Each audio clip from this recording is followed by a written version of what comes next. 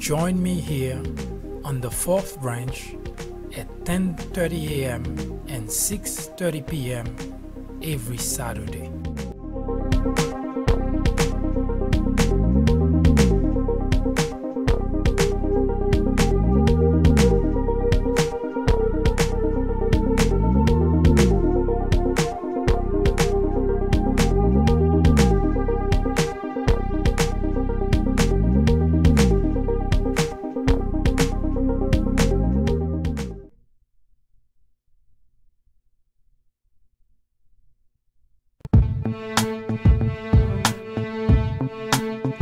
Hello again, I am MD and this is the Fourth Branch Project. Today we are going to talk about a very important topic. The United States of America is in a serious crisis. I'm not talking about Stormy Daniels case. Not that it's not important, because every American, no matter what your political affiliation is, should be concerned that the individual who sits in the Oval Office behaves in a way that demeans the office of the presidency, behaves in a way that makes the office less attractive to those who are really concerned about the country, and make it such that it diminishes the importance of the United States across the world. As important as that topic is, this is not what we're referring to by stating that the United States is in a serious crisis. We are not talking about the Trump-Russia collusion investigation either. Not that it's not important, because anybody with a certain degree of intelligence should not have any difficulty seeing that there is or there was some measure of collaboration between the Trump campaign and Russia. It can be spun 1,000 ways that there was no such thing. It can be spun or said out loud over and over, as Mr. Trump has been saying there is no collusion. But anybody that has the average intelligence, and in fact, as I always mention, that's really what differentiates us, human species, from the animal species. We have a brain that allows us to be able to compute, to do critical thinking, so that if we are about to cross the street and we see a car coming at high speed, then our critical thinking automatically gets into gear to tell us that we may not have enough time to cross that street. So, in other words, unless someone is deprived of that ability to do critical thinking, it should not be hard, it should not be difficult to establish that there was indeed some sort of collaboration between the Trump campaign and Russia. And that is very important. It is very serious because of the fact that we are talking about the United States' #1 enemy since the Cold War, since World War II.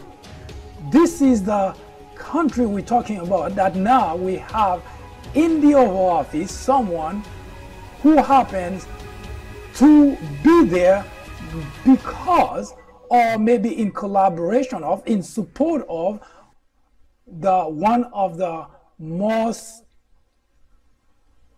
fiercest enemy that the United States has had for decades. As important as that is, this is not even what we're here to talk about. We're here to talk about something interesting that happened, something that would be considered by any analysis, something that's good for the country. At least that's what it feels like, that's what it sounds like when it happened. I'll be right back.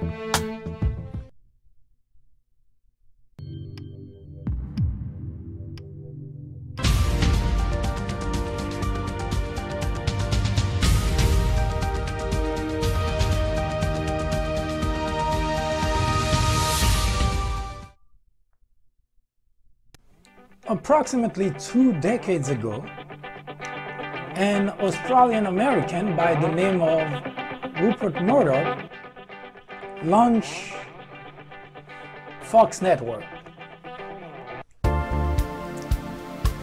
To facilitate the launch, Mr. Murdoch hired a former Republican media consultant by the name of Roger Ailes, and he made him the CEO of Fox. Now, so far, the story seems to be a great story of a capitalist society where one individual who has a vision for a business invests money into it and try to contribute in society like everybody else. Roger Ailes structured Fox as newsmaking, news producing, but not as news reporting. Now, you have to understand the importance of the difference. Roger started with the premise that there is no money in news reporting. So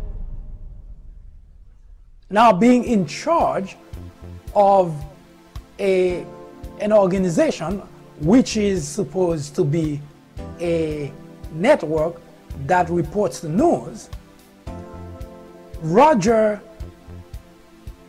decided to approach the whole concept in a different way. To Roger,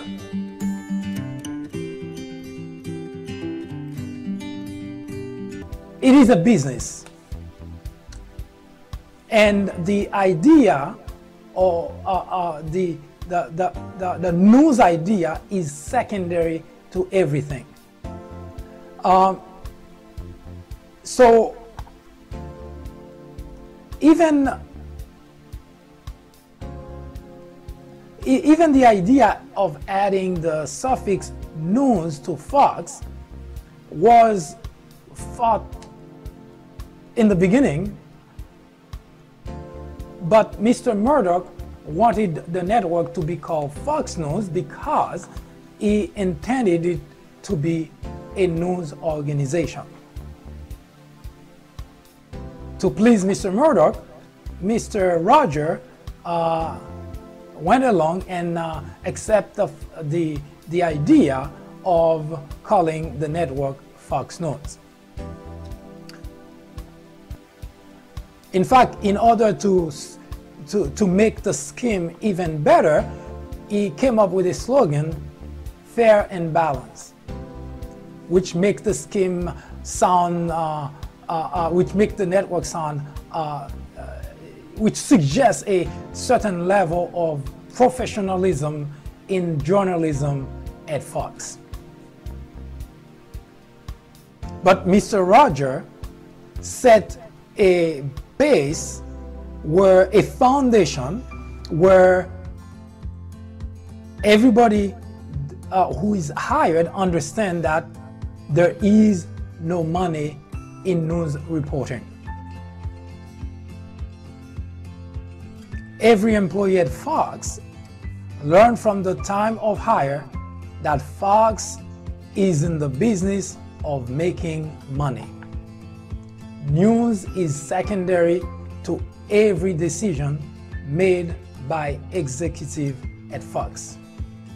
So every program that's aired on Fox, news become secondary.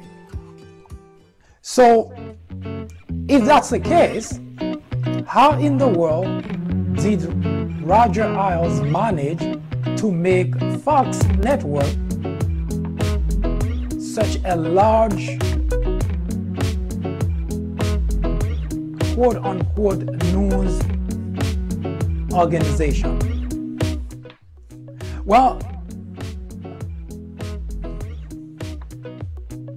Mr. Roger was subscribed to the idea of controversies, the idea of sensationalism. Those are items in his mind that sell. And he wasn't wrong. I'll be right back.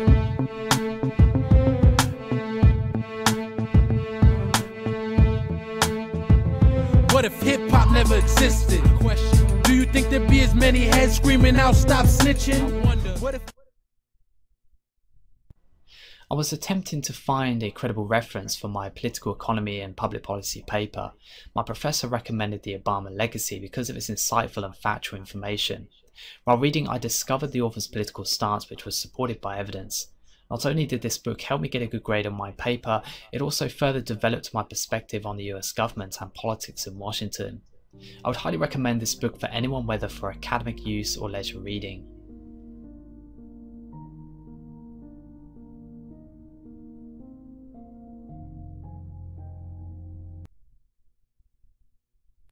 Mr. Roger was known for the orchestra pit theory, which goes something like this. Two guys stand on a stage, and one guy says, I have the solution for the Middle East problem.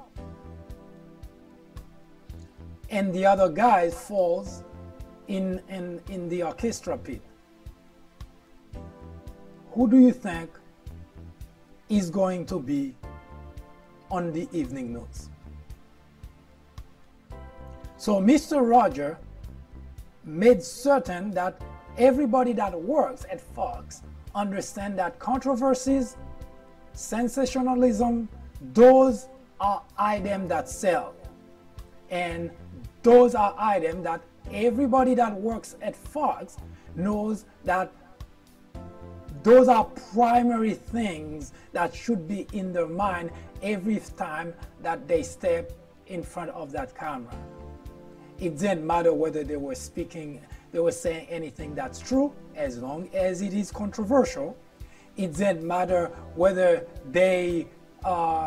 what they were saying was exaggerated, as long as it's sensational.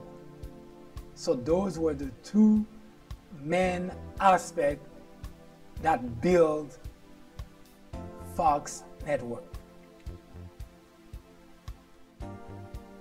Now, to Mr. Roger's credit, it worked. In the beginning, it didn't matter. In fact, in 1996, when Fox was launched, it was estimated there were just 17 million people watching. Not a bad number, not a small number, but if you compare it to the size of the population in the country, it's not a number to worry about. However, by 2015, according to record, Fox has garnered 95 million viewers, 95 million people who regularly tune in to Fox. That's when it dawns on me that the country is in a serious crisis. Why in the world a news media would be considered a problem for the country? Now, a lot of colleagues, people from journalists from other network, reporters from other network have been very careful when they talk about Fox. Now, I must say in the past year, it has become a little bit less so that people have been calling Fox out for all the nonsense, all the lies, all the exaggeration that they've been spewing in the air.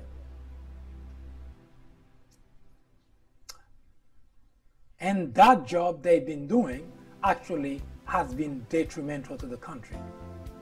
Just as a matter of example, during the Obama 8th year in the Oval Office, Sean Hannity had this, it's almost as if that was the program for him, that they spent an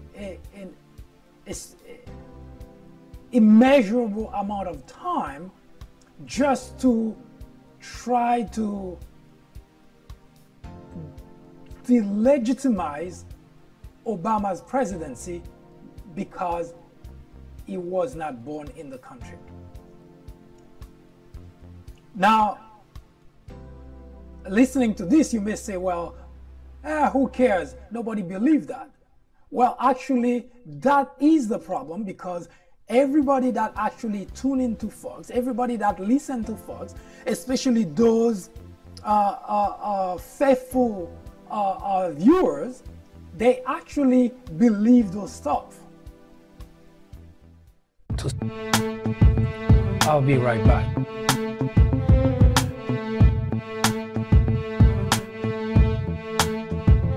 What if hip-hop never existed? Question. Do you think there'd be as many...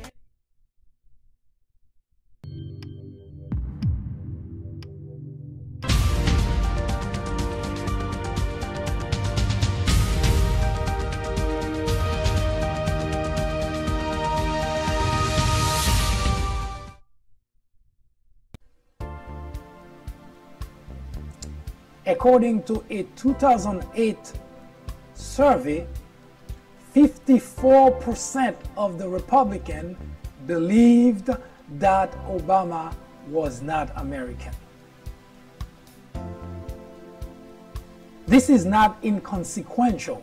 The reason it's not is because when you have such a large sector of the population who is so ignorant of facts, who is so ignorant of the truth, you can extrapolate and try to figure out where exactly will be the country in a decade. So yes, the United States is in a serious crisis. Now, to Mr. Rogers' defense, he never envisioned that his approach would have caused such problem to the country, because the only thing that he saw, or the only thing he envisioned, or at least that was his goal, was to increase our viewership, increase revenue of the company he was entrusted. And in fact, that's what a CEO is hired for. And to that end, Mr. Rogers did an excellent job. But that excellent job that he did, in fact, he did too good of a job that at some point, Bill O'Reilly and Sean Hannity were the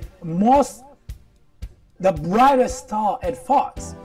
And there is a reason for that, is because those two were considered the most convincing people, no matter what they said. No matter how blatant their lies were, because it creates controversies, it's sensation, then it does the job that Mr. Rogers was hired them for. Yes, it's nice, it's great, they make millions. In fact, even after Bill O'Reilly was kicked out of the station, and if you remember how much difficulty that Fox executive had to get rid of O'Reilly after he was accused of sexual harassment, because he brought money to Fox. Sean Hannity remains now the only star who continue to peddle lies, controversies, but Fox likes the idea because, again, the whole point that Mr. Roger was trying to convey when he was entrusted the stewardship of Fox is news. There is no money in news. Controversies, sensationalism, those are the items that make money. Mr. Murdoch never had any problem with that because as a business person, the very point of hiring Roger was to increase the size of the organization. So yes, Mr. Roger did an excellent job. Fox has become one of the largest network in the nation, and its viewership is the largest. Also, the country is paying a very big price because Fox does not do news reporting. Fox creates news. Fox makes news. That should not be news to anybody that's watching this video, because there is nothing that is said by Sean Hannity, there is nothing that is said at Fox that is true. I'll be right back.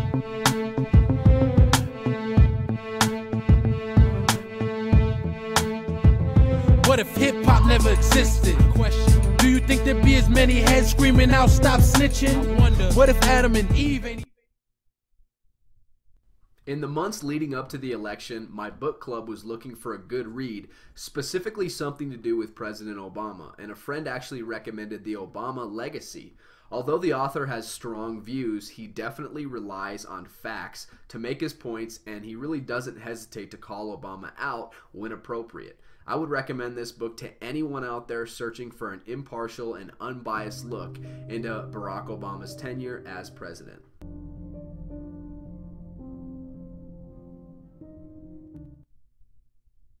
There is nothing that is said by Sean Hannity, there is nothing that is said at Fox that is true. But the big problem is because they have a large viewership, a large audience that absorb that. And you talk to anybody, including now the President of the United States, where do they get their news? At Fox. The irony, Fox doesn't report. Fox creates news. So when the president tunes to Fox, all he can hear is a bunch of people that's talking nonsense, is a bunch of people that simply telling you what they think. And then the president of the United States, despite the fact that he had hired a number of people to surround him and to give him advice, he threw all that away and then tuned into Fox, the worst place to tune into for advice, and that's what he tuned into to make decisions. So when I say the country is in a crisis, this is not an exaggeration, because when you have such a large broadcasting organization that cannot be ran in to report to news, but instead hire people to speak lies, to create controversies, then the country has a problem.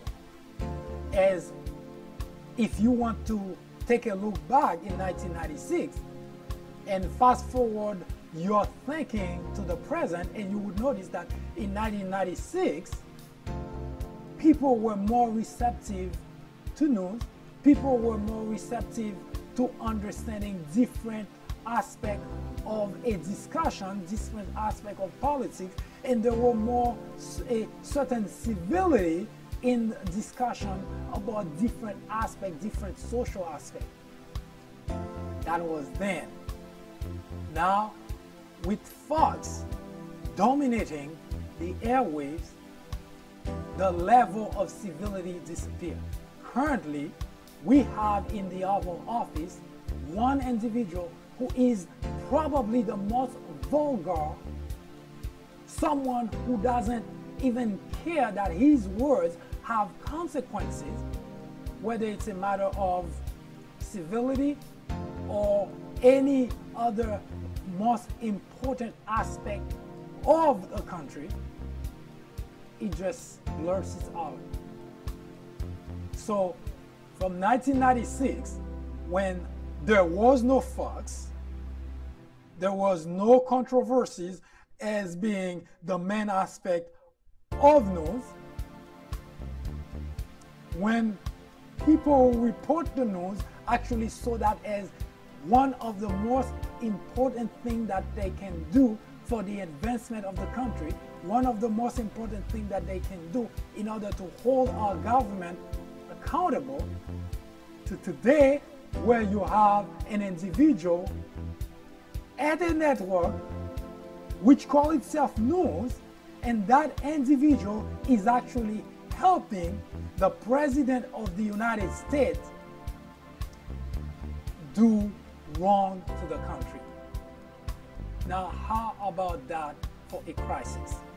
Now, if you think Stormy Daniels is a crisis, or you think the Trump-Russia collusion is a crisis, they both are problems. They both are serious problems for the president.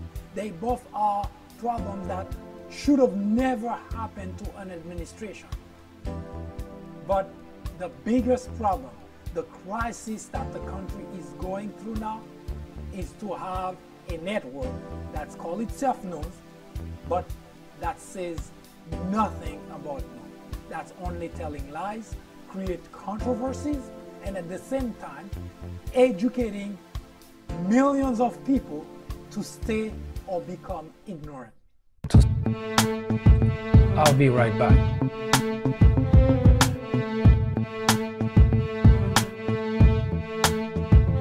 What if hip-hop never existed? Question. Do you think there'd be as many heads screaming out, stop snitching?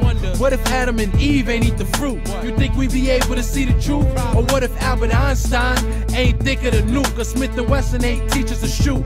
You think there'd be as many plays out there if there was no booth? Matter of fact.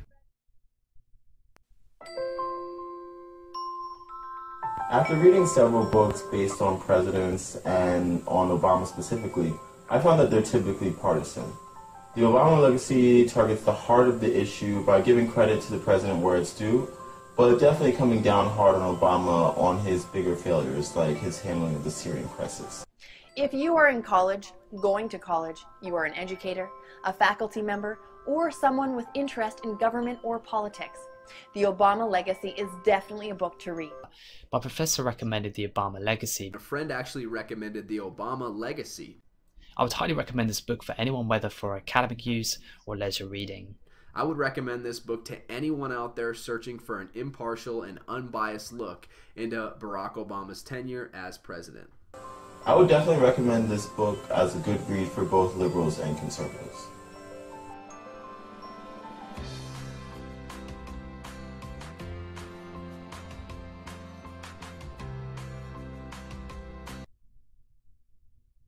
The biggest problem, the crisis that the country is going through now, is to have a network that's called itself news, but that says nothing about news.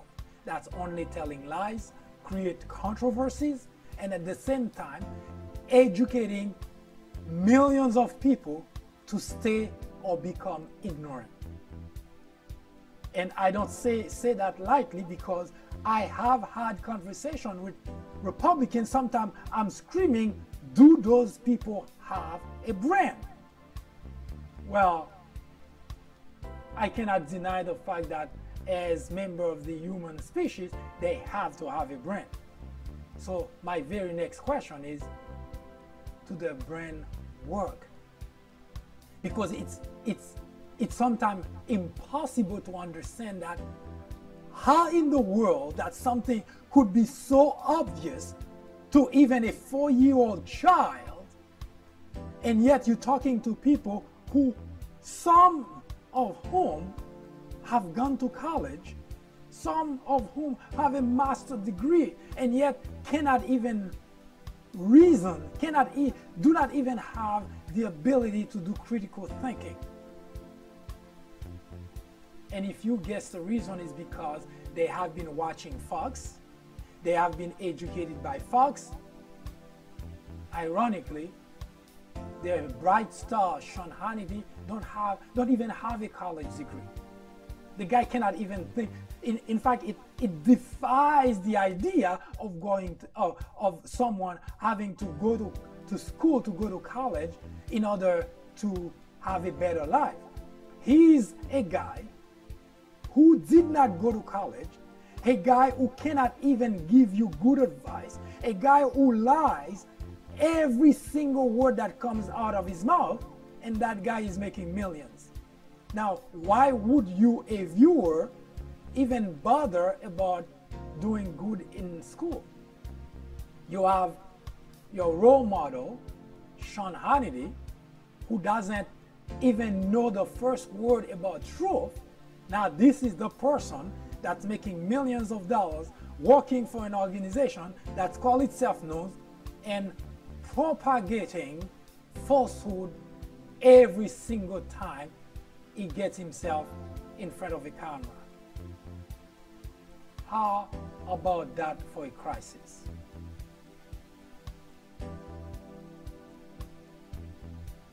As I always promise, this project is not for the sake of talking about an issue and then leave it there. The very foundation of this project is to give you a solution. So, next time, we will address this issue that currently has become the greatest crisis for the United States and propose a solution. In the meantime, if you have questions, if you want to participate, if you want to make comment, if you want to give advice, please do not hesitate to do so, because this project will be here until we solve every social problem that this country confronts. In other words, be ready for the fourth branch to become part of your life.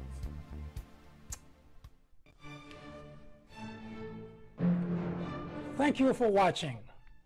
I hope this presentation provides an idea about the project. If you are able to help with the presentation or any aspect of the project, please do get in touch at your earliest convenience. For any comment, criticism, suggestion, do not hesitate to contact the fourth branch. The journey has just begun. See you next time. What if hip-hop never existed? Do you think there'd be as many heads screaming out, stop snitching? What if Adam and Eve ain't eat the fruit? You think we'd be able to see the truth? Or what if Albert Einstein ain't think of the nuke? Or Smith & Wesson ain't teach us to shoot? You think there'd be as many plays out there if there was no...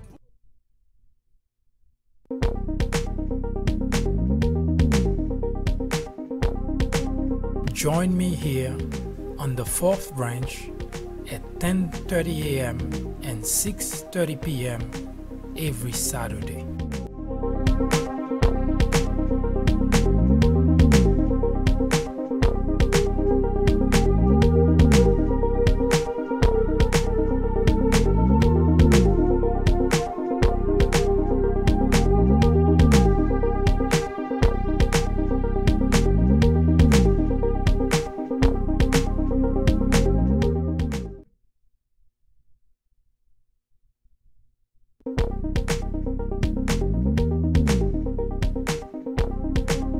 Join me here on the 4th branch at 10:30 a.m.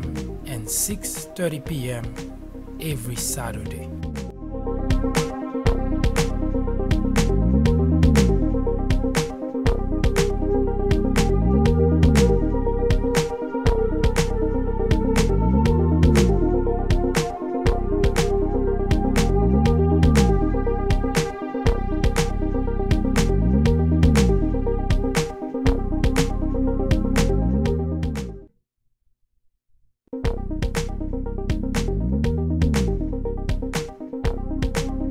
Join me here on the 4th branch at 10:30 a.m. and 6:30 p.m. every Saturday.